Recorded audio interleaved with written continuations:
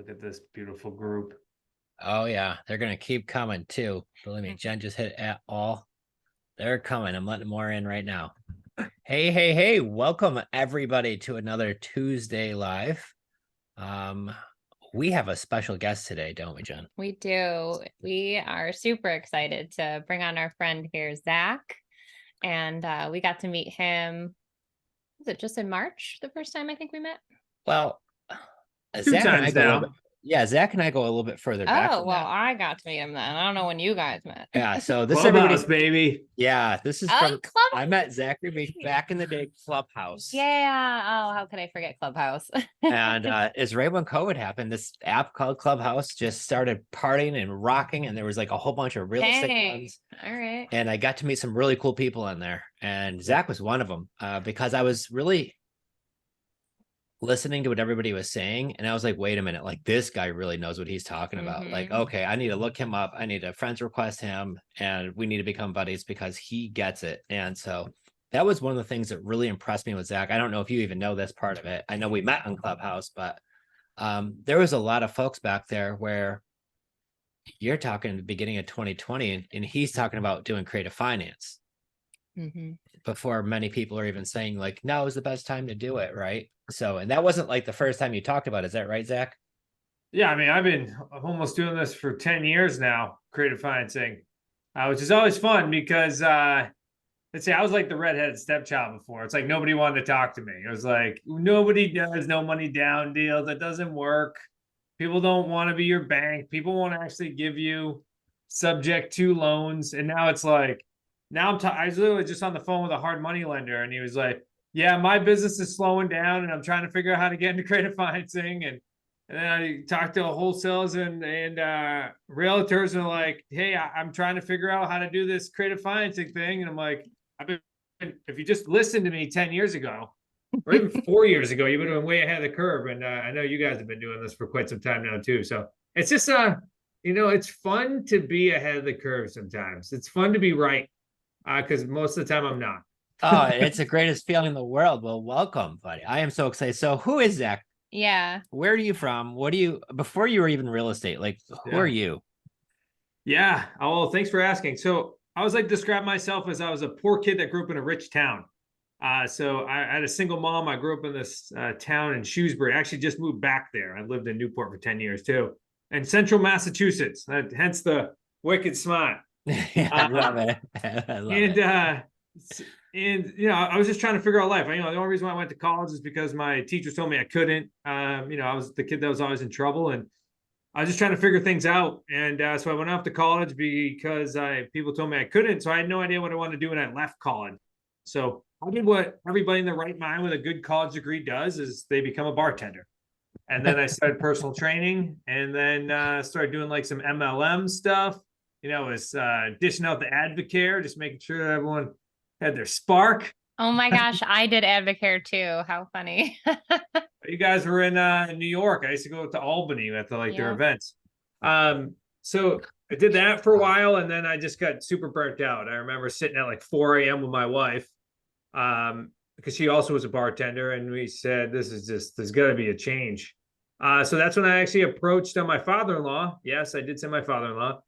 He was in real estate for 18 years prior, if not a little bit more, and he did fix and flip, wholesale, raise the roof projects, condo conversions, you name it. And he got crushed in 2008. He had 23 projects going in Providence, Rhode Island when 2008 happened. So the only way he could get back into real estate investing was with terms or creative financing. So I approached him. He was starting his new business, and I approached him and said, I don't know if I'm going to like real estate investing, but I'd like to try it. So I did start cold calling, right? All the fun stuff. Oh, wow. You went right in. Up. Because it was interesting working with family. I'd be happy to talk about that too. I do that a lot on some podcasts, and it's interesting because like we only got to eat what we killed. Like it wasn't like I walked into some cushy salary. I had to make a legitimate jump from what I knew to what I didn't know. And it took me about 6 months to do my first deal. It was a sub 2 deal. But then I burned the ships and haven't looked back since. And I'm going to pause you right there because what you just said is so inspiring and empowering. And you probably remember, but could we go back there, especially for people who are trying to get that first deal? You said it was 6 months. 6 months. Just kind of, take us back there a little bit, because that is the part where I think so many people, they give up too soon and they just don't stick with it. So how did you keep going? Yeah, I couldn't agree with you more. I would say that's like the number one real estate investment killer, is that we give up too soon, right? Because it's not easy. This is not an easy profession. This is it's lucrative, right? And TV makes it seem sexy, but actually most of real estate is not that sexy. So yeah, it took me 6 months, and I had two I had two people in my corner, right? My father-in-law was a broker owner and had 30-something years of experience, and he was sitting in my office. And then I also had my brother-in-law, who was a realtor for 8 years, sitting in the office with me. Like, we shared an office, and it still took me 6 months to get my first deal because I had zero experience. I had no idea what I was doing. I was just figuring it out, failing forward. And the company was new at the time, meaning there wasn't systems, processes, scripts. I'm the one that actually, if you're in any of our communities now, I'm the one that drew all those up because we didn't have them. So yeah, it was, I would say, the challenging part of the entire thing is it becomes a head game, right? It becomes an ego challenge. There's a lot of things going against you. You have friends and family telling you either out of your best interest that you shouldn't be doing this, right? Especially if you want to retire, especially if you're looking to make a drastic change. You have everyone telling you shouldn't be doing it because you're crazy, especially in creative financing. Nobody can do that. And then you now getting on the phone with sellers that, especially if you're not really good at your scripts yet, right? Or sellers are telling you no. And then if you're emotionally attached to the answers, which I was for a long time, I had really good days. I was really happy when I was able to get a lot of leads or appointments or make offers. But I was really down if I got hung up on a lot, or if I didn't get a lot of leads, or I wasn't able to move the needle. And it was quite an up and down. And it wasn't until I was able to really detach from the end result is when I started to see results. And once I did that, that's when things started to click. And here's the best part. So remember, I'm stepping into my father-in-law and brother-in-law's business, right? So they're like, all right, here comes the son-in-law trying to figure out how to do this real estate business. I get my first deal. I'm super excited. It's a subject to deal. Looks like a really good deal on paper. We go ahead, we go sell it to a rent-to-own buyer because we exit a lot of our deals on rent-to-own. And this buyer happens to be like slightly off kilter. And she then goes, it's an older house, 1800 house. We go ahead and we take a look at the records. This house happens to sit in two different, two different towns. It's called Holden, Massachusetts, but it's also known as Jefferson, Massachusetts. One of the county records says there's no knowledge of lead. The other one says there is knowledge of lead. We check on the one that says there is no knowledge of lead. We place a tenant buyer in the house. She then swabs everything and we find out there's lead in the house. So Zach gets his first deal, $30,000 lead job. Wow. $30,000 lead job. Yep. Don't get me wrong. Like, the deal ends up being good, right? Because you buy on creative financing. Eventually, it's really hard to lose if you buy it sub 2 and hold on to it long enough. It's going to be worth more money. But yeah, that was my first experience. So that experience 6 months in could have absolutely make or broke my career in real estate investing. But luckily enough, I kept my head on. I learned from it. Our agreements changed, and I was able to do hundreds of deals after that. But it was quite an experience. So your first deal wasn't just like that, like easy right ball right down the middle that you could just crack with the bat and it goes out of the park, right? There's a little bit more. Oh God, no! It was awful. It was awful because then we have to, and then we have a very high.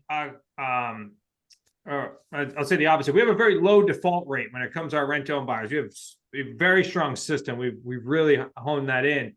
But this is one of those buyers that defaulted, and she was a bit off kilter, I should say. So she was eventually going to default. So then we had to go through an eviction there.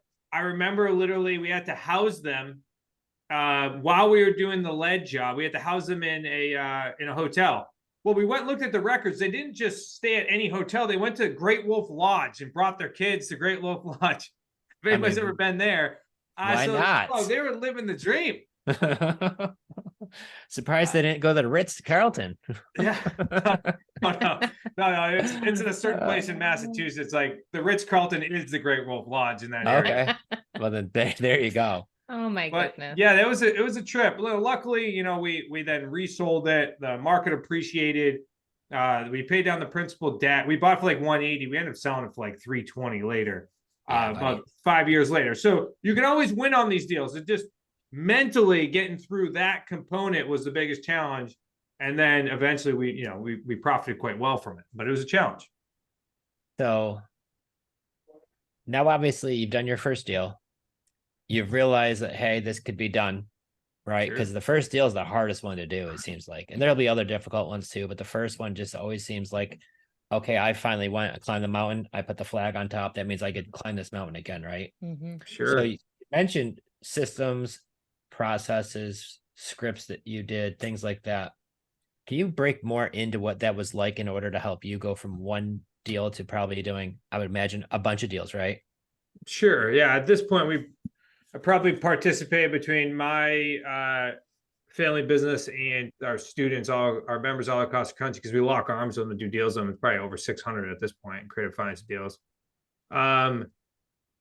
But yeah, I mean, it is a process. I would agree with you that the hardest part is your first deal, especially on the seller side, because it's you have like a dramatic difference in confidence when you talk to somebody on the phone. You're like, oh yeah, I just did this deal. And it doesn't matter where it is, right? But when you get on the phone with a seller, I'd be like, oh yeah, I did a deal right over there. Yep. So it's like all of a sudden it becomes a totally different ball game and conversation when it comes to confidence. And we all know that the seller side drives the buyer side, or at least that's in my world. It's like more deals we get, the more money we're going to get paid on. So that's definitely been a process, but I would say there's three components that we call this our genius model, but I think it's really been driven because of all of us have gone through such drastic transformations from development, from going through all these different things in life. We have really three components. It's the mindset, the skill set, and the systems. That's what we focus on. And first and foremost, it's your mindset, right? It's interesting because a lot of the members of our community come from either they get good W-2s, right? They did everything right. They went to college. They got 5-figure, 6-figure salaries, but they don't like their life. They hate their life. Or they want a major transformation.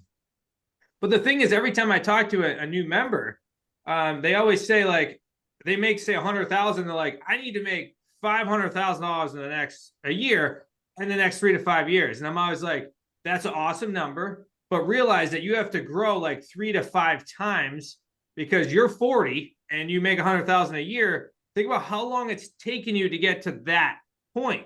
Now you have to make a drastic transformation. And we're all about transformation in our community. Our mission is to be known as a community that transforms dedicated people into wicked smart real estate investors. It's all about that transformational process. So the mindset is the most important, which could really be broken down in like personal development, beliefs, behaviors, your attitude, like that. That is what drives your results. And the challenging part about all that, right, is that everything we do now, we see the results in 6 months. And that's the hard part. We all expect like, immediate results, but it's everything we do right now. So like when I got my first deal in 6 months, it was the calls and the effort that I made in the first month that got me to that deal. And I would say if that would be a huge, if you could just get that one takeaway today, that like the work you put in today is what pays you later. There's your learning years and there's your earning years. And some point you gotta learn in order to earn. Then things start to click. So mindset is most important. Then we can focus on your skill set. Like if you're ready to roll, like if you got an open mind, you're coachable, you want to make this transformation. Okay, now we can teach the skill sets. Because if we look at just across the spectrum and just in my community, which is the only thing I can go based upon, is like there's students that come in or members that come in and they can do deals in the first 2 weeks. And there's some people it takes 365 days to get their first deal. So the skill set is easy to teach, or is the easiest part to teaching, because like it's like if A then B. Like if you do these things, you will get results. If you make phone calls and work on your scripts daily, you will get leads. If you get better at understanding motivation and the finances on the property, you can make offers. Like those are if A's then B's. So then, focusing on your seller skills and your buyer skills and your portfolio control is what we call it. So once you start getting deals, how do you manufacture better deals from it? Like, how do I take a 3-year lease option and turn it into a 10-year subject to deal? Because those happen quite often. So doing things like that. And then if you really want to scale your business, now we start implementing the systems and processes that will then allow you to propel it, right? It's like your legal systems, make sure those are all set, and make sure that you have your admin systems and your accounting systems in place, and then your follow-up systems for both your seller and buyer side. Because then once that we set that up, there's automation. Now we can go ahead and grow and scale. Well, I think you, hit it right on the head too. Cause the first thing you always learn is it's all mindset. It is. And at least 80, if not 90%. But it's also the thing I think that we as humans just think we don't need, or it's not for me, or I don't need that one. I'm just going to go start, doing the skill set. But, like if somebody is starting out and they've jumped to the skill set part and they're not getting where they want to be, like, how do you go back to the mindset piece without feeling like, oh, I failed? Yeah. That's the hardest part, right? Because that's the internal battle. Especially when you're in a society now where everybody is showing you their highlight reel, right? And you see what everyone's success is from 10 years, right? Of 10 years of working hard. Now they're sitting in the private plane, or, they're sitting in the really nice house, and you're just getting started, and you're like, why can't I be that person? Nobody sees like what they had to do for 10 or 20 years, because nobody cares on social media about that, right? So we're surrounded by comparison. And that becomes really hard. And even if you're a part of like a really close knit mastermind and stuff, it's really easy to compare yourself to the other person too. The person that had a sales background maybe, and they're really good at the phone. Like they practiced script work on the phone for 20 years, but they just sold a different product. And now they walk into real estate and things seem to click. And then you're a personal trainer, right? Or a bartender. And then you show up and you're like, I have never tried to work on the phone before. And now I have to learn that entire skill set. And I've never been an entrepreneur before. Now I have to learn how to, handle like marketing and sales and follow up and managing people and handling VAs. So it's definitely an accumulation of a lot of different things that bring it together. Look, I was lucky enough, and I say this very, you might not think this is luck, but I was lucky enough to grow up with a single mom, and then be surrounded by a bunch of kids, including myself, that was always constantly in trouble. And then eventually I got myself into and had some, battles with addiction and things like that when I was young. But I was lucky enough to go through that because I developed a need for personal development. So I knew that if I was to just become a better human, I had to figure out how to work on myself.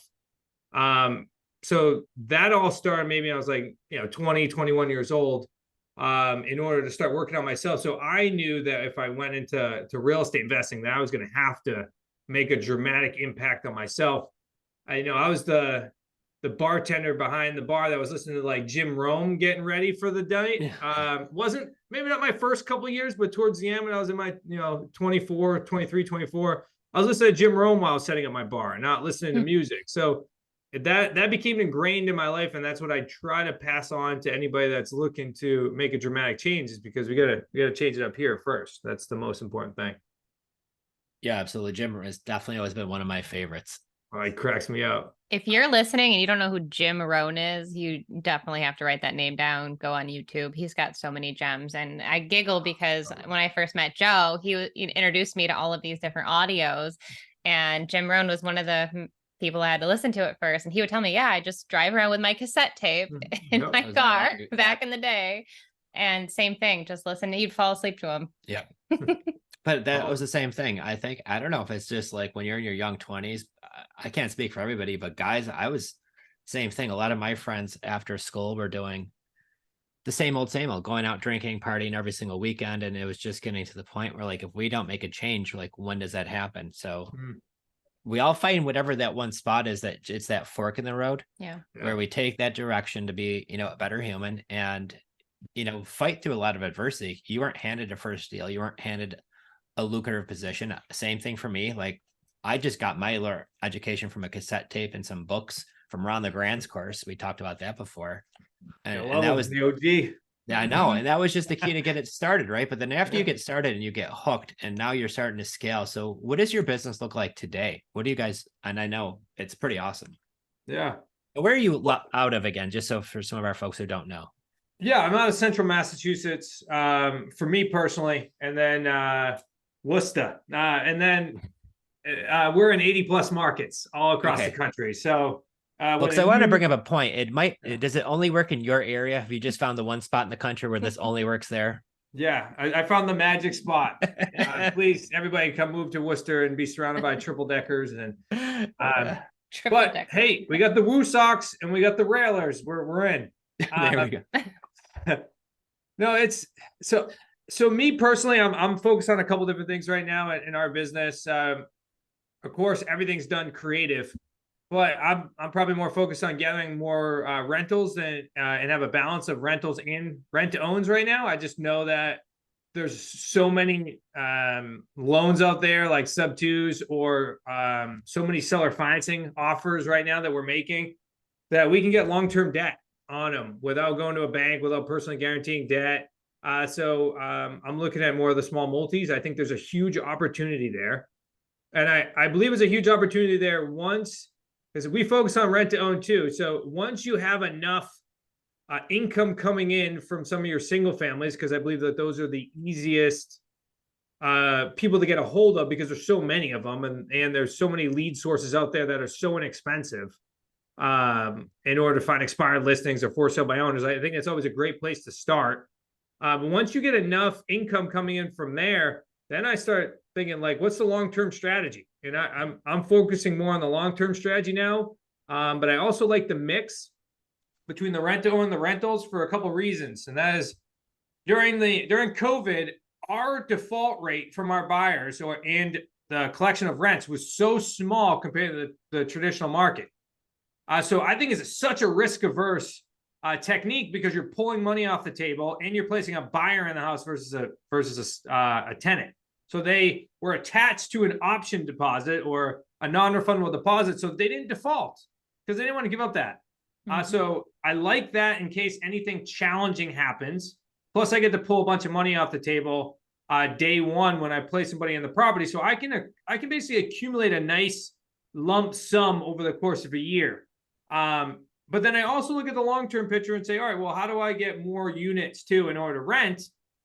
Because I also don't want all my properties to cash out on rent to own. So it just allows there to be a nice cycle there right now. And I just think there's a huge opportunity right now in like the 4 to 10 unit space because it's not being targeted by large like corporations, and a lot of them owned by a lot of them are debt free, and a lot of them are owned by mom and pops right now. And we're all hearing about the transformation of wealth going on right now. And a lot of those are self-managed, units, and they don't know what to do with them, right? Or they can't get their price right now because in order to go get a commercial loan on that, you have to put down 20, 25%, and you're getting 8% interest rates, which means that the cap rates don't look good on those, not unless you're getting seller financing. So somebody like myself can step in and be like, yeah, I could potentially get your price as long as I get a lower payment on the property, and I'll give you consistent cash flow, because then I can still go ahead and increase those rents and increase that unit and hold on to a longer term. And some sellers really like that to put it in their trust for estate and tax planning purposes, because they also have usually big lump sums of capital gains that they're going to need to deal with, and we can spread that out over the course of many, many, many years. So I think there's a big opportunity there in addition to what we do in the single family space.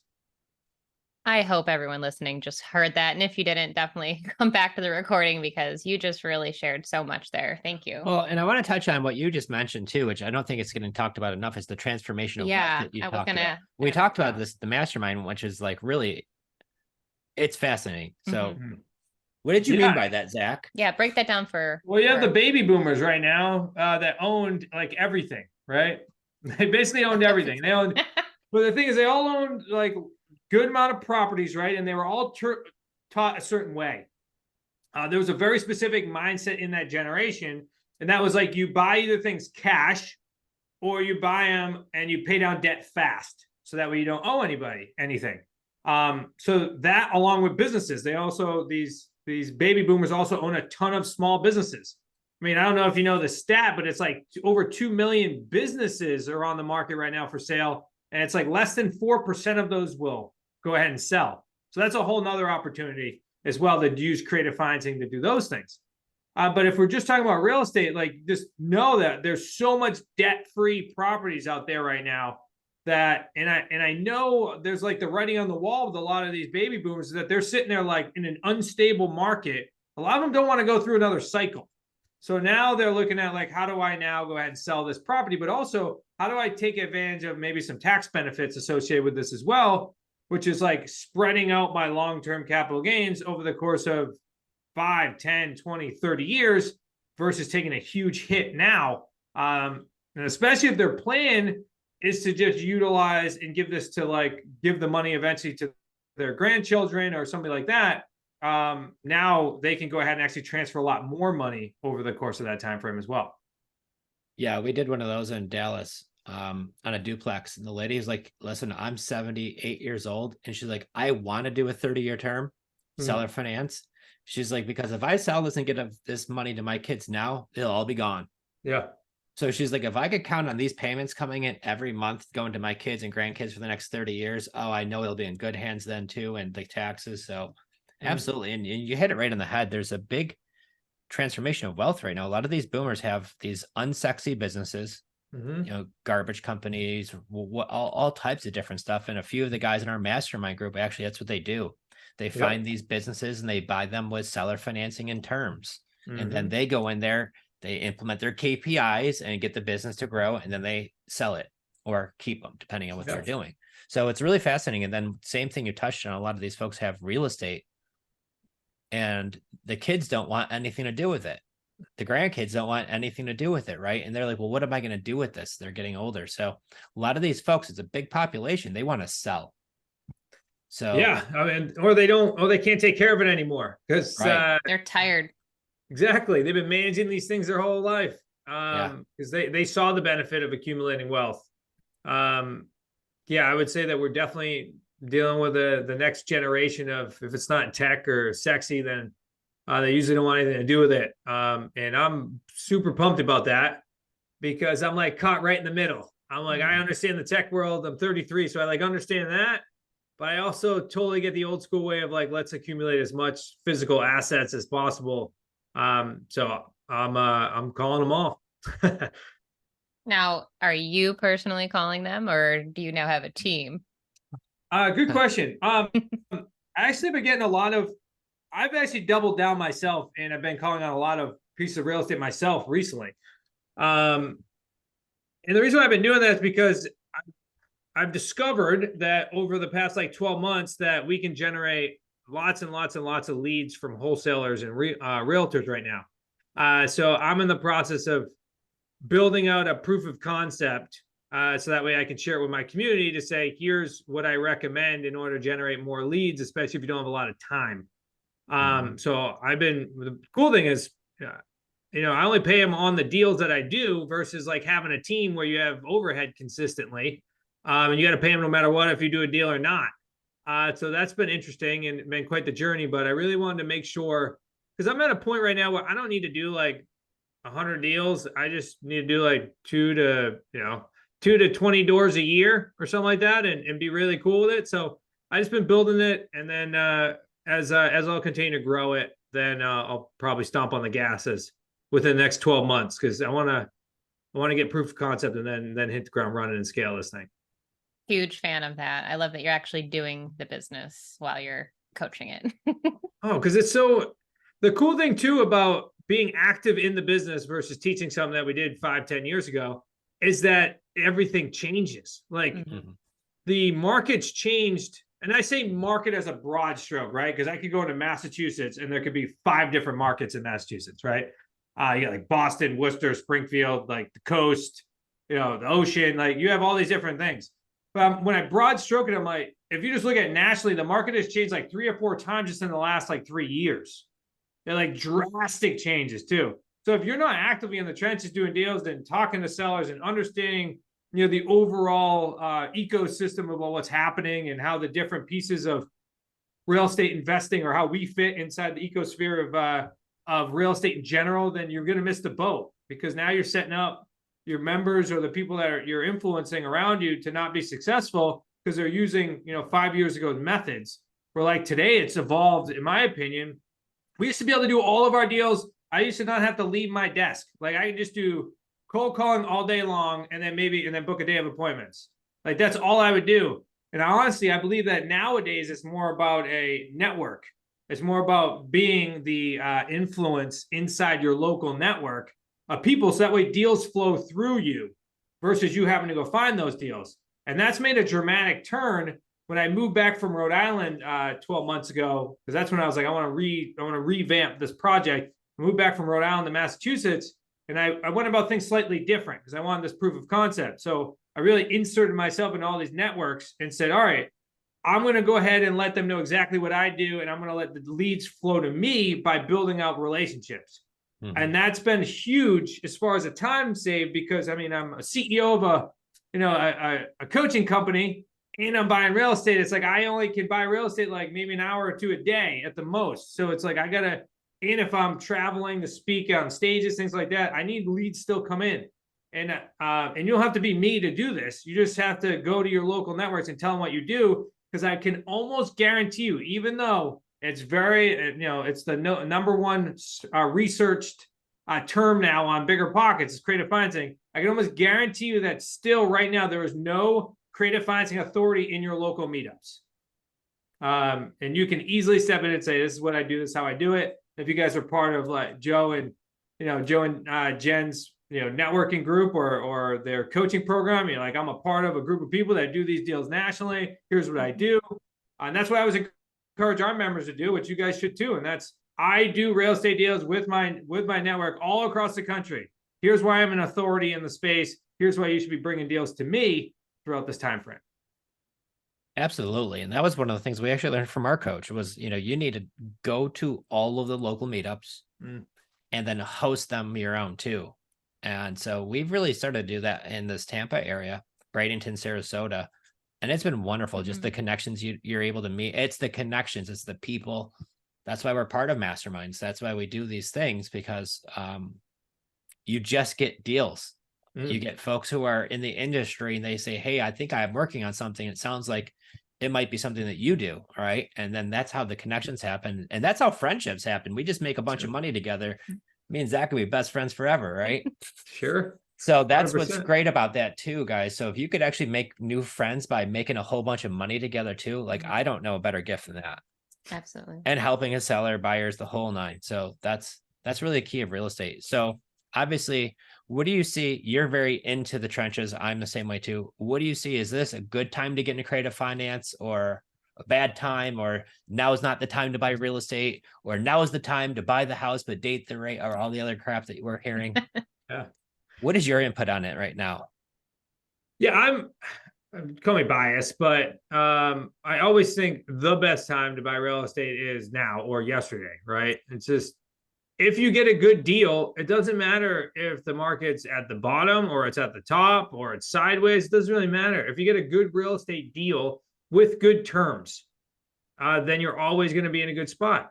And the reason why I say it is because we're in the terms business. It's not just one single thing that matters. Like, look, I'm not a wholesaler. I've never been a realtor. I've never been licensed.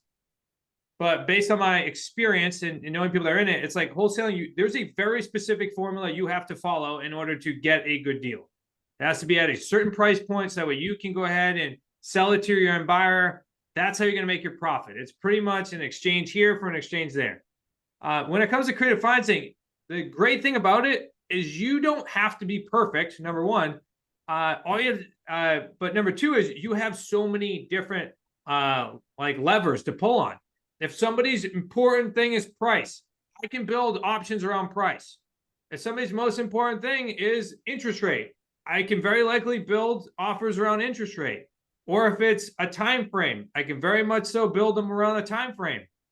So really, it's isolating that particular deal and the motivation and the finances around that particular deal. And if you can buy it right, then you're always going to be able to sell it right eventually.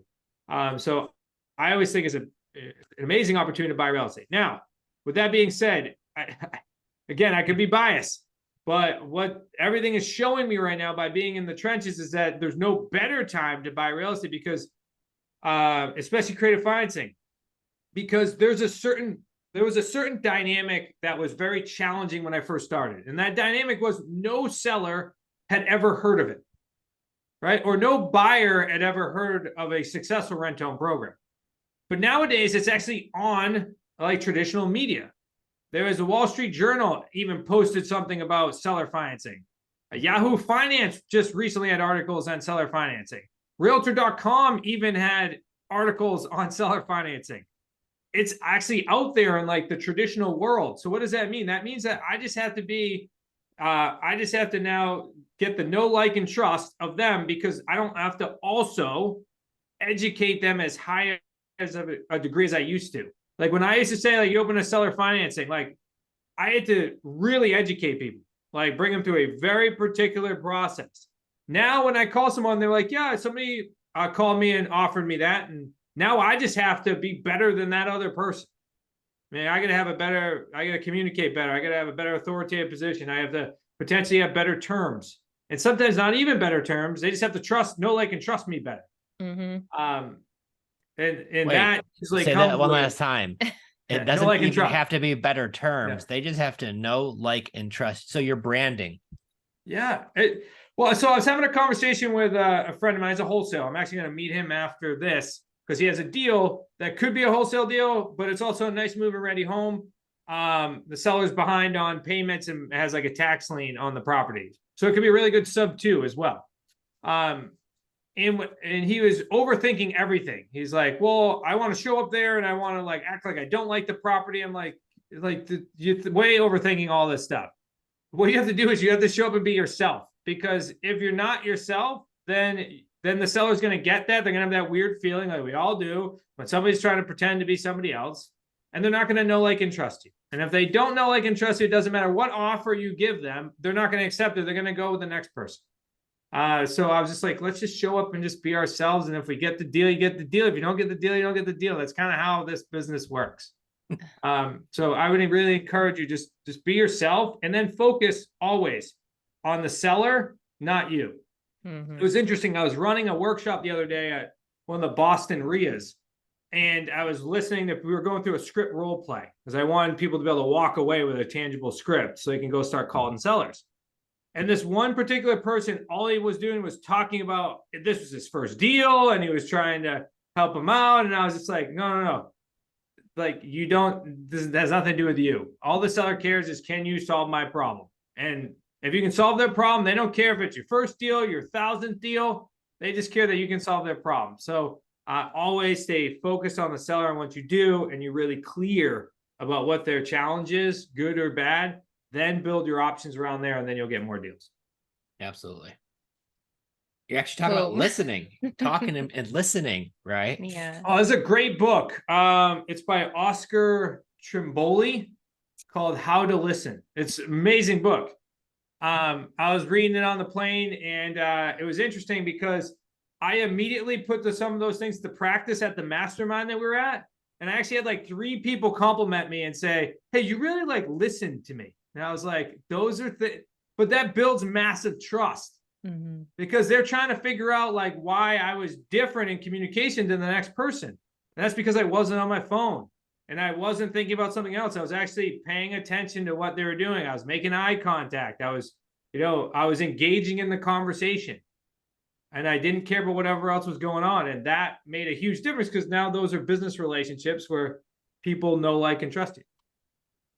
Yeah, and absolutely. That's why I think we kind of gravitated towards each other. Obviously, it was the clubhouse where we got to know each other. But when I we thought it found was the out- Northeast too. It's just What's that, that? Yeah, that that's vibe right. of the Northeast. I don't know what it was, but I knew when we went down and we found out we were all part of the same family Yeah. mastermind. They were having the event in Tampa. Now we've hung out a few times, and it's always been super awesome. So, and it's I always cool love too. this because like this could have went one way or the other, right? It could have been like Joe and Jen, they do creative financing, they have their own thing going on. Like it could be treated as competition, or it could be treated as collaboration, right? Now, when we were talking about, I'm like, what are you guys doing different with creative financing that I'm doing, so I can get better and help out the people that I'm influencing? And that's like the same with you guys, and that's why I'm like, yeah, let's get on the podcast. Let's try to teach people a slightly different perspective on creative financing, and maybe that ties in to influencing, your group and getting people to do more deals. Well, and I think that's the point of it. As good as any one of us is, there's way more sellers out there who need help than there are people like us looking for these deals. Mm. So this is why I share what we do. I share other awesome people like you doing it too, right? In a same, maybe slightly different manner, but it's pretty much the same. You're helping people. You're identifying the, handful of factors that make the deal or not. And really putting yourself out there, because if you don't share what it is you're doing and how you can help people, like there could be somebody literally watching right now in your backyard, like, oh my gosh, like I need to talk to you about this deal, and you just don't know until you can put it out there. And when we switched that abundance mindset a few years back, it was the game changer. It was literally, knowing that it's not about us anymore. It is about everybody else. And that's what I really try to share too is, if you can get over that fear of, I'm worried about this, and know that on the other side of that comfort zone is someone who really needs your help. And, thank you for sharing your story there, because it's super impacting, I think, to others who might be just on the fence. I want to take that risk, but I'm scared, or I don't know how to start. So I have to ask, out of everything that you do you have a favorite part of the business? Do you love analyzing the deals? Is it talking to the sellers? What part is like, oh, I just love it? Yeah, it's a great question. I don't think it's like the front end work. I love like the creation of getting everything to come together. It's like all right, here's how we put the puzzle together. Because just like business in general, like I love like the idea of creating a strategic vision and then growing and scaling to that and moving the pieces together and reaching a goal and hitting that end result. So similar with like the deals, it's like, all right, how do I take all the challenges that are going on here and then be able to create like an option or two that can then really get the seller to help them move forward, and then potentially either if I need to get another person involved, like an investor, if it needs some money involved, now how do I bring that? Now how do I make sure that interest rate works, and how do I pay off these liens? It's just like it's the creation of the deal. That's the fun part, and that's why I think creative financing has kept me in this for 10 years, because most things don't keep my attention, because every deal is different. Like you have to figure it out. It's not like one, like just the same thing over and over again. I think one size does not fit every deal. That is for sure. And now it's like taking it to the next level. All right, well, how do I do more bigger deals? Like how do I get into more, 10 units, or, starting to move in there, and then see what the next space looks like from there. And then taking those skill sets and bringing it to potentially other industries. It's like it's an evolution, which is fun. It's a transformation. I'm doing the same thing as I teach my my members, my community. Beautiful. Wow, that's awesome. You know what it is? It's like once you understand how it is, I mean, you can have fun with it, right? Making the deals, analyzing how the puzzle, the chess game, right? And you're right, there's no two deals that are ever the same, so they'll have some things in common many times, but it's every single deal is going to have a little bit something different from the last. So knowing what levers to pull, like what Zach was saying, there's so many different ways that you can make it a win for everybody and make everybody feel good from these deals. And that's one thing that I've always resonated with. I don't have to give you some 40 cents on the dollar to make that number work, because that doesn't work for everybody. And how is a way that I can make them walk away like, oh my gosh, are you kidding me? Zach just paid me how much for this property? But Zach's thrilled because he has the amazing deal on the other levers where everybody's walking away high-fiving each other. And they're calling him the day before closing saying, are you really going to be here for closing the next day? And, that stuff happens when we make these deals, guys. They almost think it's like too good to be true sometimes. I get that coming all the time. Oh, what's up with that? Sounds too good to be true. Yeah. I'm like, you're like, because it's a win-win. That's why and that's how I communicate with my sellers too. I'm all about a co-creation process. I don't think I can just send an offer and it's going to get accepted. I always want to talk through the deal with the seller, even if there's like an agent involved, or anybody else involved. I'm like, we just got to talk through this process, because if price is important to you, I need to understand like what that price point is and why it's important to you, and if it's doable for me. And if it is doable for me, how, or if I need to be able to figure out how it can be doable for me. Like, is it, if your price is important and this property is debt free, can I get 0% interest on it for a certain period of time? So that way I can get the debt down further on seller financing before I have to change it to an interest rate. And now the numbers make sense. Or can I do a first and a second on it and only pay interest on the first and leave the second just a balloon in X amount of years? So it's like, it's all about that co-creation process, and then understanding. So it's like some scripts I usually work with, like, okay, hypothetically, if I could get you this price, then what would you need your monthly payment to be? And hypothetically, I get you both of those. How long of a time frame are you willing to wait? And it's not because I'm going to accept all of those. It's, I just need to understand where they're at, so that way I can start moving towards their side of the table, and then we can start this process. Because when that happens, you're way more likely to get the deal, because now it feels as though they created the terms of that deal with you, versus you saying, here's what I can offer. Now it's like, now you're on opposite sides of the table, and it's very unlikely that's going to happen, because the next person can do the exact same thing. So now it just becomes like, you know, apples and oranges. Now they're just going to compare your offer to the next person's, versus if you're sitting on the same table and you're co-creating the process and they know they can trust you, then you're way more likely to get this deal. oh, imagine that. Yeah. It sounds like you guys say some of the same things, or all of the same things. Well, yeah. Well, I think because it just sometimes just comes off the wrong way. Like, you know, you do have your seller make me an offer, right? Yeah. And so then people feel the pressure that they're supposed to throw numbers out, but we're not fans of that. We really want to see where the seller's at and how can we best help them. So we always turn it around and ask them. So yeah, absolutely. Co-creation is where it's at. Right before I jumped on this call, I was talking to a seller and he was doing that to me, and I was like, okay. I was like, can you just let me explain to you how this process would work, and then can I come see the property? Because I was like, I'm not going to break through with him right now on the phone, and the property's within like 40 minutes of my house. So I was like, all right, let me walk through. So this is how seller financing works. He's like, yep, I'm totally open to that. I'm like, great. So now we just have to figure out the terms that work for both of us. How about I come see the property, and then we can talk in person, and then we'll go from there. Because I have a feeling this will be way more open once he knows me to talking more about this. So that was just a technique that I used to combat that scenario. And I'm sure that there's many other ones you guys teach. Yeah, that's awesome. Well, good. Now you're going to keep us on the hook. I want to know. Keep us posted. Yeah. Awesome. We're working a whole bunch of them. Well, all right. I know you've got stuff to do. You're busy. So last bit, words of wisdom. What do you recommend? I'm new. How do I start off? Where do I start? What do I look at? Words of wisdom for totally overwhelmed, Zach. Where do I go? Where do I begin? Well, we created a couple books for this, and I'll make sure before we hop off that if you choose to read our Amazon bestselling books, I can get your free copy. So that's a good place to like digest, because there's like a 3-step process that I always tell people to walk through.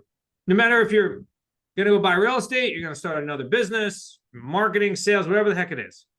First, you want to locate the person or a group of people that are actively doing what you want to do and are at least 5 to 10 years ahead of you. That's what I look at. Like, you need people that you want to aspire to be and that are currently still doing it. So that way they can provide you information. And then next is you want to vet them in order to determine if you're the right fit for that person or that community, right? And now that you have that co-creation process, right? So determine the niche or the business you're in, find the group of people or person, and then put your blinders on. Then you have to fully commit. And we say 3 to 7 years. Like, you have to commit to this business for the next 3 to 7 years. So in my opinion, what does that do? That makes you think before you commit, right? Because you're like, this is now something that I'm dedicating a half a decade to. at least. And then the other one is, after I commit, well, now I need to ensure that I'm actually going to follow through in the process, because now I can take the pressure off myself. This isn't, I have to do a deal in the next 6 months. No, this is, I'm going to work on my mindset, skill set, and systems to make sure that no matter what, I can build a long-term business to help me reach my goals.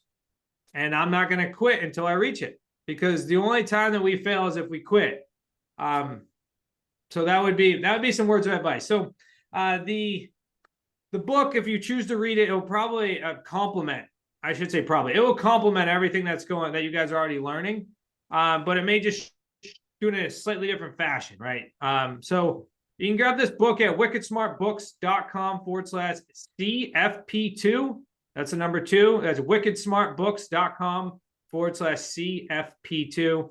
It's absolutely free. We'll ship it out to you along with another couple other Amazon best-selling books that we have there as well. So really diving into it. So if you're on the fence, this will really help you continue to move forward, at least in the creative financing space. Thank you so much, Zach. Thanks, what Zach. a great give you just said. And I'll make sure that we put that in the notes on our channels for everybody to grab too. So thank you. He's gonna be like, wait a minute, I want to read it live, folks. Yeah, go ahead. Grab it. That's awesome. Well, that's cool. So how do I want to follow Zach? How do I follow you? Where's the best place? Where are you at? Yeah, on social. If you want to follow the company, it's at Smart Real Estate Coach. You want to follow me, it's at Zachary Beach Official.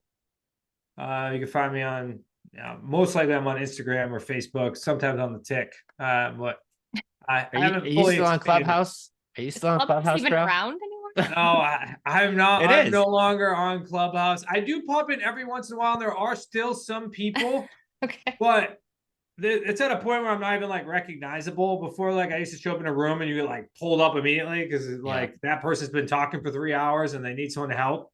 Yeah. Like I used to do for 6 hours. It was wild. But no longer on the club. But yeah, you can follow us at Smart Real Estate Coach or at Zachary Beach Official. Awesome. Thank you so much. I did not know, and I don't know if you did know too, but Hidden Talent was Matt Andrews, part of our group, was like amazing on Clubhouse. And that's where he brought so much of this all together. He was one of the guys on Clubhouse that was pretty big too. So pretty cool.